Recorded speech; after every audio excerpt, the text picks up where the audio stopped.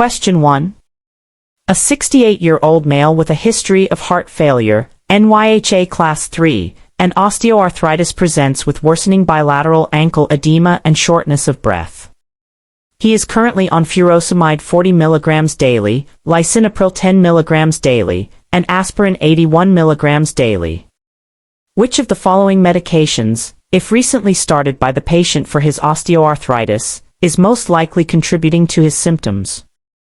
A. Acetaminophen. B. Celecoxib. C. Glucosamine.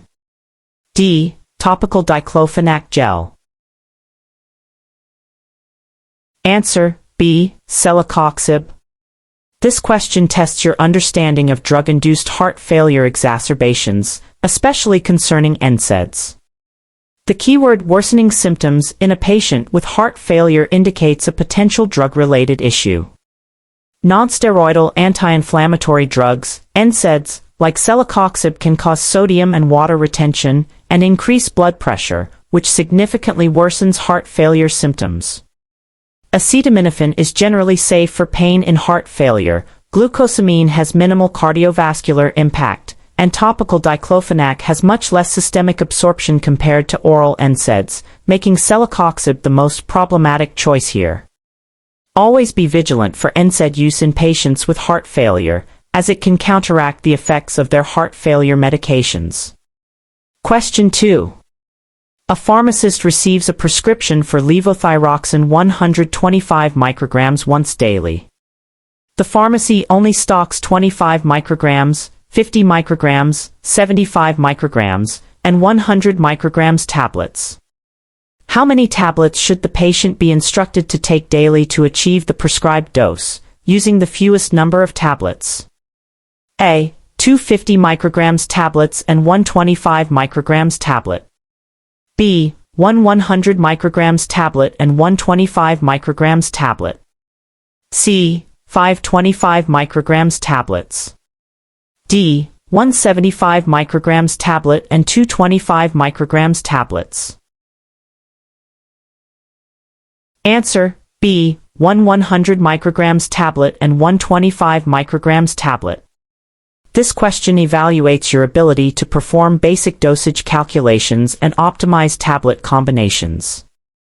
The goal is to reach 125 micrograms using the fewest tablets. By selecting the largest available tablet first, 100 micrograms, you are left with a smaller remaining dose to fulfill. 125 micrograms to 100 micrograms equals 25 micrograms. This remaining 25 micrograms can then be perfectly covered by 125 micrograms tablet, resulting in a total of 2 tablets. Always aim to use the largest available strengths to minimize the number of tablets a patient takes, as this often improves adherence. Question 3. A 45-year-old patient with type 2 diabetes and hypertension is prescribed lisinopril. The pharmacist counsels the patient on potential side effects. Which of the following is a common, dose-independent side effect associated with ACE inhibitors like lisinopril that can lead to discontinuation? A. Peripheral edema. B. Hyperkalemia. C. Dry, persistent cough. D. Hypoglycemia. Answer: C. Dry, persistent cough. This question tests your knowledge of common adverse drug reactions, specifically for ACE inhibitors. A dry, persistent, non-productive cough is a well-known side effect of ACE inhibitors, occurring in up to 20% of patients, and it's not related to the dose. This cough can be quite bothersome and often leads patients to discontinue the medication, requiring a switch to an angiotensin receptor blocker, ARB, like losartan. While hyperkalemia is a serious and known risk of ACE inhibitors, it is not as universally common or dose-independent as the cough and is typically managed by monitoring electrolytes. Always counsel patients about this cough when dispensing ACE inhibitors. Question 4. Which of the following statements regarding the storage of insulin vials and pens is correct? A. All insulin products must be stored in the refrigerator at all times, even after opening. B. Unopened insulin vials or pens should be stored in the refrigerator, but opened products can be kept at room temperature for a specified period. C. Insulin vials and pens should never be refrigerated after opening as it can reduce potency. D. Insulin should always be stored at room temperature to prevent pain upon injection.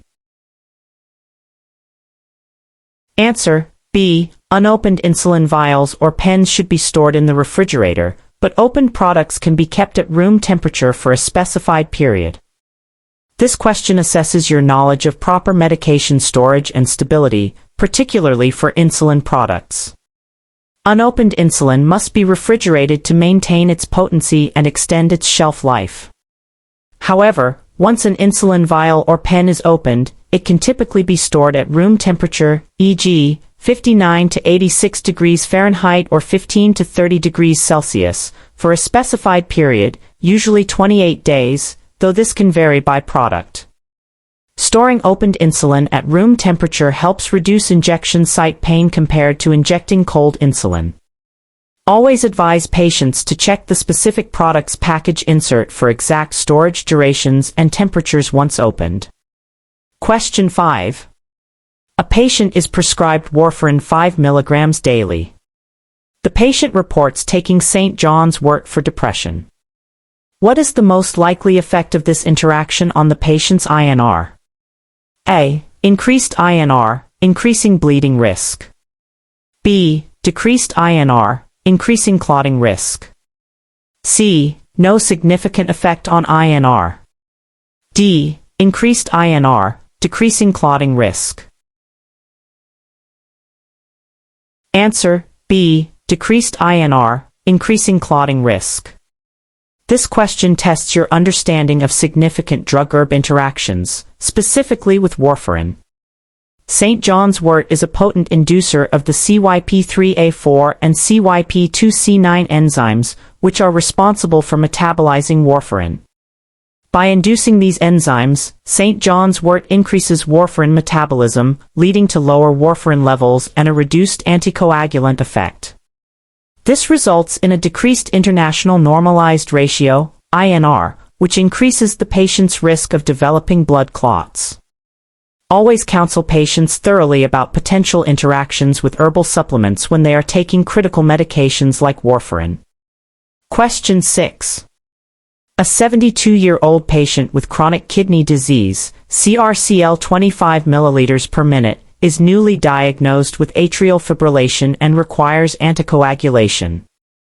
Which of the following direct oral anticoagulants, DOACs, would be the most appropriate choice, considering the patient's renal function, without dose adjustment? A. Rivaroxaban. B. Apixaban. C. Dabigatran. D. Edoxaban. Answer: B. Apixaban. This question challenges your understanding of appropriate drug selection and dosing for direct oral anticoagulants, DOACs, in patients with impaired renal function. Apixaban, Eliquis, has the lowest renal clearance among the listed DOACs, making it generally preferred or requiring less significant dose adjustments in severe renal impairment, CRCL less than 30 ml per minute, compared to rivaroxaban, dabigatran, or edoxaban. For a patient with CRCL 25 ml per minute, apixaban's dose would typically need adjustment, but among the choices, it's the most flexible and often preferred in this population due to its less prominent renal excretion. Remember to always consult current guidelines and product labeling for specific dosing in renal impairment. Question 7. A community pharmacy technician receives a prescription for Advil 400 mg. Take 1 tablet by mouth every 6 hours as needed for pain. The patient requests children's Advil liquid instead. What is the most appropriate action for the technician to take? A. Dispense the children's Advil liquid after converting the dose for the patient's weight. B. Inform the patient that this is a non-formulary item and they should contact their doctor. C. Advise the patient that the liquid is not an equivalent to the prescribed tablet and refer them to the pharmacist. D. Dispense the children's Advil liquid as an OTC product since it is available without a prescription. Answer C. Advise the patient that the liquid is not an equivalent to the prescribed tablet and refer them to the pharmacist. This question tests your understanding of a pharmacy technician's scope of practice and medication safety principles. A technician cannot make therapeutic substitutions, convert dosages, or offer clinical advice. The prescribed adult Advil tablet is not therapeutically equivalent to children's Advil liquid, especially regarding concentration and intended use. Therefore, the technician's role is to identify the potential issue and refer the patient to the pharmacist, who can assess the situation and communicate with the prescriber if a change is appropriate. Always remember to stay within your scope of practice and escalate clinical questions to the pharmacist. Question 8. A patient is prescribed metoprolol succinate extended release 50 mg once daily for hypertension. The patient reports difficulty swallowing large pills and asks if they can crush the tablet. What is the most appropriate counseling point regarding this request? A. Crushing the tablet is acceptable as long as it is mixed with a soft food like applesauce. B. The tablet should not be crushed because it is an extended release formulation, and crushing it would cause dose dumping. C. The tablet can be crushed, but it must be taken with a full glass of water immediately. D. Crushing the tablet will only affect the taste, but not the efficacy or safety. Answer B. The tablet should not be crushed because it is an extended release formulation, and crushing it would cause dose dumping. This question assesses your knowledge of modified release drug formulations and their administration. Extended release, ER, or sustained release, SR, tablets are designed to release medications slowly over time, providing a consistent drug level. Crushing these tablets destroys the controlled release mechanism, leading to dose dumping, where the entire dose is released at once. This can result in dangerously high drug levels initially and then subtherapeutic levels later, increasing the risk of side effects and reducing efficacy. Always educate patients about the importance of swallowing extended-release medications whole. Question 9. A pharmacy receives a new prescription for Saxenda, liraglutide, for weight management. What is a key counseling point a pharmacist should provide regarding the administration of this medication? A. It should be taken orally with the first meal of the day. B. It is an injectable medication to be administered subcutaneously once daily, regardless of meals. C. It should be administered intravenously once weekly by a healthcare professional. D. It is a transdermal patch applied once daily to the abdomen. Answer B. It is an injectable medication to be administered subcutaneously once daily, regardless of meals. This question tests your knowledge of common drug administration routes and key counseling points for specific medications, especially newer or specialized drugs. Saxenda, liraglutide, is a glucagon-like peptide 1, GLP-1, receptor agonist, which is administered as a subcutaneous injection. It is taken once daily and can be administered at any time of day, with or without meals, but should be administered around the same time each day for consistency. This is a crucial piece of information for patient education to ensure proper and safe use of the medication. Always emphasize the correct route and frequency of administration for injectable medications. Question 10. According to federal law, how long must a pharmacy maintain records for prescriptions for controlled substances? A. 1 year. B. 2 years. C. 5 years. D. 7 years. Answer B. 2 years. This question tests your knowledge of federal regulations regarding controlled substance record keeping. The Drug Enforcement Administration, DEA, requires that all records concerning controlled substances, including prescriptions, inventories, and dispensing logs, be maintained for a minimum of 2 years from the date of the activity. It is important to remember that state laws may impose longer retention periods, but the federal minimum is 2 years. Always be aware of both federal and state regulations to ensure compliance in pharmacy practice. Question 11. A physician orders a vancomycin infusion for a 5-year-old patient weighing 20 kilograms. The order is for 15 milligrams per kilogram every 8 hours, to be infused over 60 minutes. The pharmacy stocks vancomycin injection 500 milligrams per 10 milliliters. How many milliliters of vancomycin injection are needed for a single dose? A. 3 milliliters. B. 6 milliliters. C. 9 milliliters. D. 12 milliliters. Answer: B. 6 milliliters. This question requires a multi-step dosage calculation for a pediatric patient. First, calculate the total dose needed for the patient, 15 milligrams per kilogram * 20 kilograms equals 300 milligrams. Next, determine the volume needed using the available concentration, 300 milligrams / 500 milligrams, * 10 milliliters equals 6 milliliters. This ensures the correct amount of medication is prepared for the patient. Always double-check your calculations, especially for pediatric dosing, as errors can have significant consequences. Question 12. A patient presents to the pharmacy with a prescription for azithromycin 500 milligrams on day 1, then 250 milligrams once daily for 4 days. The patient states they are also taking simvastatin 40 milligrams daily. What is the most appropriate action by the pharmacist? A. Dispense both medications as prescribed, as there is no significant interaction. B. Contact the prescriber to recommend an alternative to simvastatin due to a severe interaction. C. Counsel the patient to take the simvastatin at a different time of day than the azithromycin. D. Dispense the azithromycin and advise the patient to temporarily hold their simvastatin.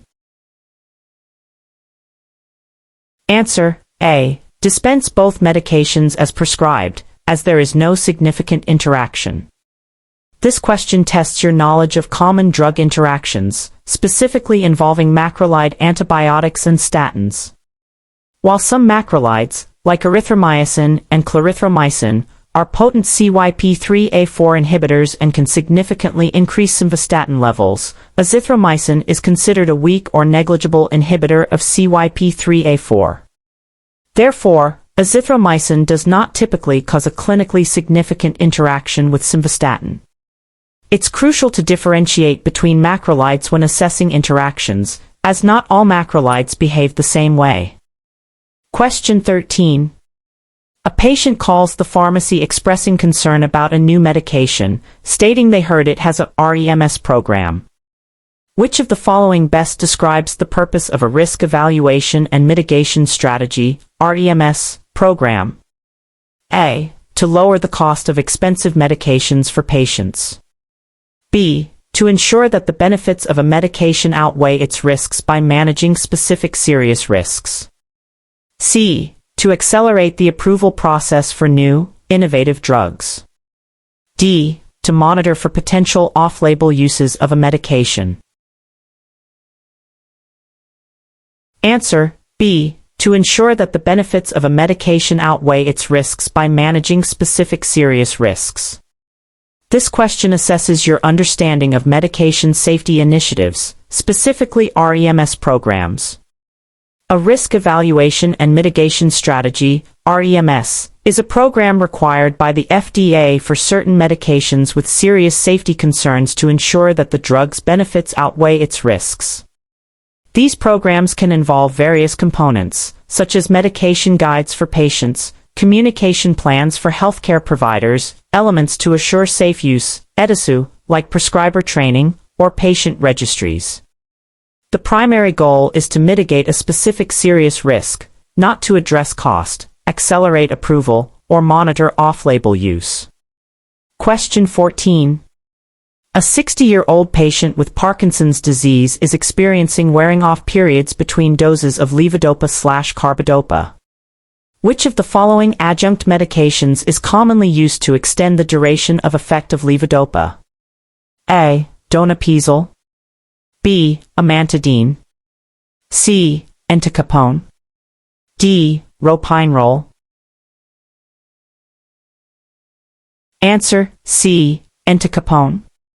This question targets your understanding of pharmacotherapy for Parkinson's disease, particularly strategies to manage motor fluctuations. Entacapone is a COMT inhibitor that works peripherally to prevent the breakdown of levodopa, thus increasing its bioavailability and extending its half-life. This allows more levodopa to reach the brain and prolongs its therapeutic effect, helping to alleviate wearing-off symptoms.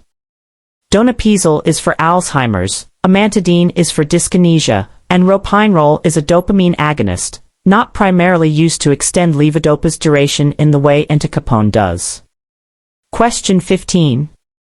A new oral chemotherapy agent, xylose, not a real drug, requires special handling for preparation and dispensing due to its hazardous nature. Which of the following is the most appropriate primary engineering control, PEC, for compounding this medication if it's in tablet form and needs to be crushed? A. Laminar airflow workbench, LAFW. B. Compounding aseptic isolator, CAI. C. Biological safety cabinet, BSC. D. Compounding aseptic containment isolator, CACI. Answer D. Compounding aseptic containment isolator, CACI. This question tests your knowledge of sterile and non-sterile compounding safety, specifically for hazardous drugs. For compounding hazardous drugs, especially when manipulating solid dosage forms that can generate aerosols, like crushing tablets, a compounding aseptic containment isolator, CACI, or a Class 2 or 3 biological safety cabinet, BSC, is required to protect the compounder and prevent environmental contamination. A laminar airflow workbench, LAFW, is for non-hazardous sterile compounding, and a compounding aseptic isolator, CAI, is for non-hazardous sterile preparations. Remember that containment is key when handling hazardous substances. Question 16. A patient is being discharged on warfarin therapy. The pharmacist is counseling the patient about potential foods that can interact with warfarin. Which of the following categories of foods should the patient be advised to consume in consistent, moderate amounts? A. Dairy products. B. Red meat. C. Leafy green vegetables. D. Citrus fruits. Answer C. Leafy green vegetables. This question assesses your understanding of important dietary interactions with warfarin, a critical patient counseling point. Leafy green vegetables like spinach, kale, and broccoli are rich in vitamin K, which plays a vital role in blood clotting and directly antagonizes warfarin's anticoagulant effect. Patients on warfarin should be advised to consume consistent, moderate amounts of vitamin K-rich foods rather than avoiding them entirely, as sudden changes in intake can lead to significant fluctuations in INR. Consistency is the most important factor for maintaining stable INR levels. Question 17. A pharmacist is reviewing a patient's medication profile and notes the patient is taking both sildenafil and isosorbide mononitrate. What is the most significant drug interaction concern with this combination? A. Increased risk of QT prolongation. B. Severe hypotension. C. Increased risk of rhabdomyolysis. D. Increased risk of serotonin syndrome. Answer B. Severe hypotension. This question targets a critical and potentially life-threatening drug interaction.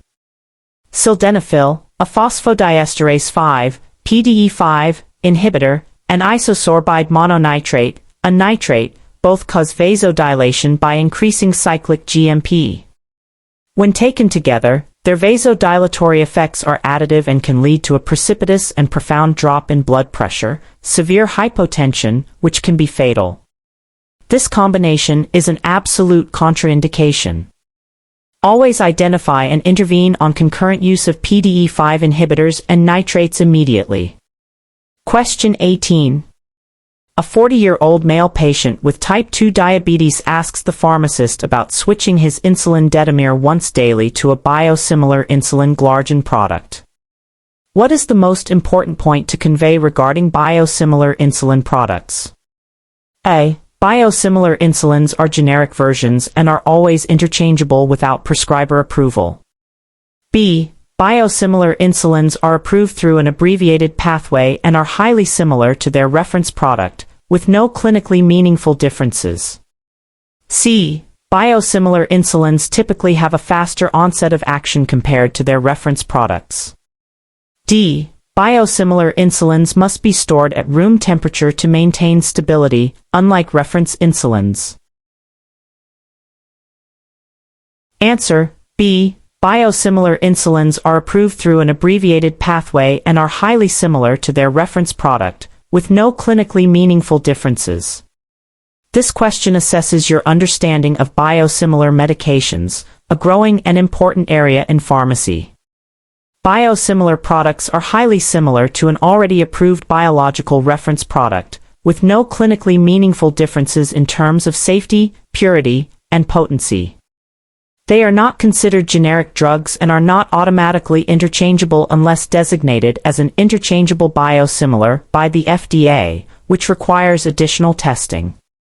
It's crucial for patients to understand that biosimilars are very close copies but not identical generics. Question 19. A patient is prescribed clindamycin for a skin infection. The pharmacist should counsel the patient about the importance of reporting which severe adverse effect immediately. A. Metallic taste.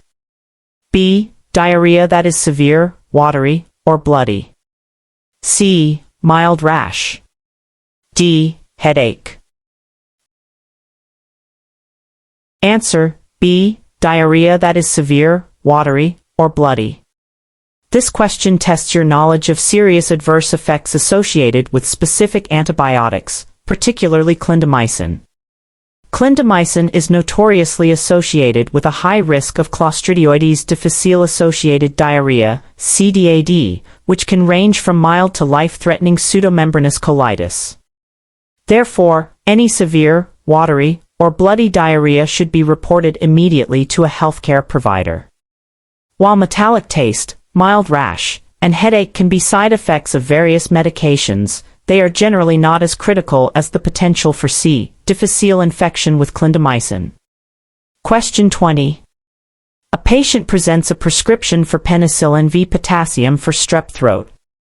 The patient reports a history of anaphylaxis to amoxicillin. What is the most appropriate action for the pharmacist?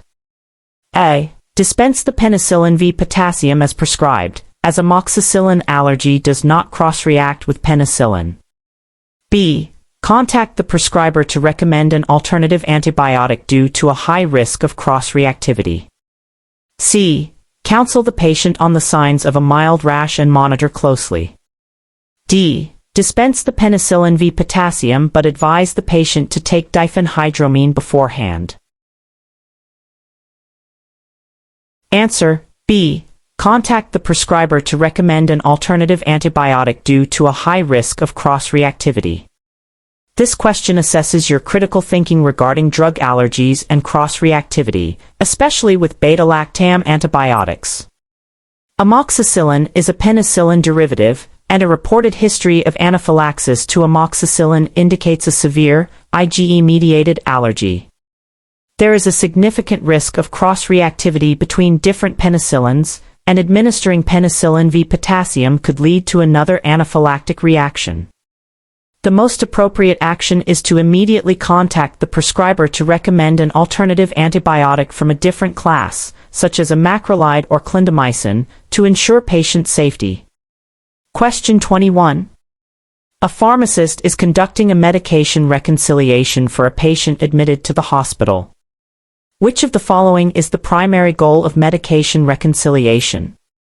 A. To identify all medications a patient has taken in the past year. B. To create a comprehensive list of medications and prevent medication errors at transitions of care. C. To determine which medications are covered by the patient's insurance. D. To ensure the patient has sufficient supply of their home medications upon discharge.